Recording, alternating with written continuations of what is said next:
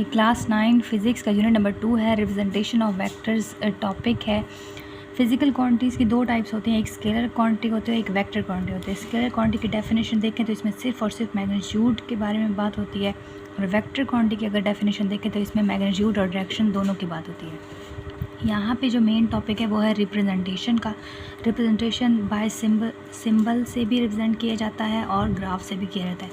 Symbol से कैसे represent करेंगे, हमारे पास जो लेटर हैं लिखे हुए बोल्ड लेटर, उन लेटर फॉर एग्जांपल ए है, डी है, एफ है for force, V for velocity, ये जो बोल्ड लेटर्स हैं इनके ऊपर अगर हम एरो से निशान लगा लें, एरो से सिंबल एरो लगा लें तो ये सिंबॉलिकली बता रहे हैं। और अगर मैग्नीट्यूड की बात कर लें तो इटैलिक वर्ड में हम लिखेंगे ए को थोड़ा इस तरह टेढ़े करके और डी को थोड़ा सा टेढ़ा करके इटैलिक वर्डिंग में सिंबॉलिकली हम लिखेंगे मैग्नीट्यूड को।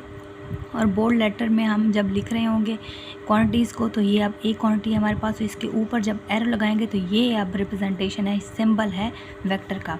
ग्राफ से कैसे करेंगे, तो ग्राफ में हमारे पास दो पॉइंट्स हैं। यहाँ पे ग्राफ जब भी हम बात करते हैं ग्राफ की तो वो लाइनें लगी हुई होती हैं ग्राफ पे। ग्राफ रिप्रेजेंट करेंगे एक लाइन से।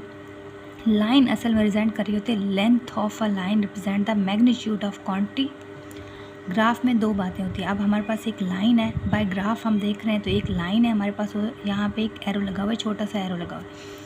लाइन रिप्रेजेंट करती है असल में length of magnitude of quantity, और ये जो सामने एरो का साइन है ये direction of arrow shows the direction of vector.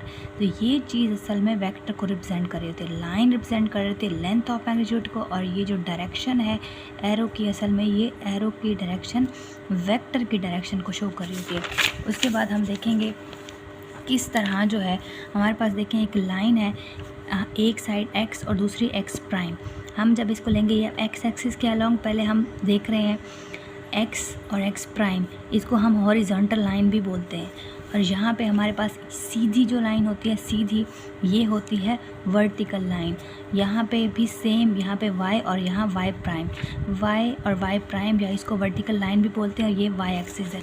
अब जब हम इसको मर्ज करेंगे, इकट्ठा करेंगे, तो यहाँ पे जब दोनों एक दूसरे को, जहाँ पे वाई एक्सिस है, यहाँ पे एक्स एक्सिस है, फिर यहाँ पे वाई एक्सिस है, ये जो पॉइंट है जिस पे ये दोनों मिल रहे हैं, इस चीज़ को हम कहते हैं ओरिजिन। और यहाँ से ये वेक्टर की क्वांटिटी है, रिप्रेजेंट हो रही है, वेक्टर को शो किया जा रहा है यहाँ पे।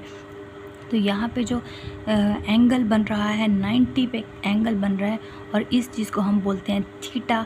और थीटा यहाँ पे हमेशा एंटी क्लॉकवाइज लिया जाता है, पॉजिटिव साइड से लिया जाता है, और ये दोनों लाइन एक दूसरे के परपेंडिकुलर है।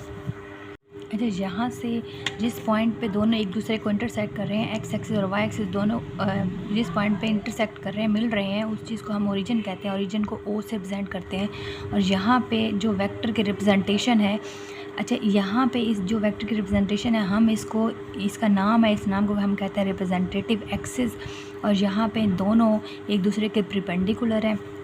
यहाँ पे जो एंगल बन रहा है वो एक्स एक्सिस वाली साइड से दूसरी साइड पे आ रहा है, इसको हम कह रहे हैं थीटा, ठीक है। और ये एंटी क्लॉकवाइज है, ठीक है, ये पॉजिटिव साइड से आ रहा है, ये एक्स से आ रहा है, ठीक है। तो इस चीज़ को हम कह रहे हैं, ये जो एंगल बन रहा है इस चीज़ को हम कह रहे हैं थीटा।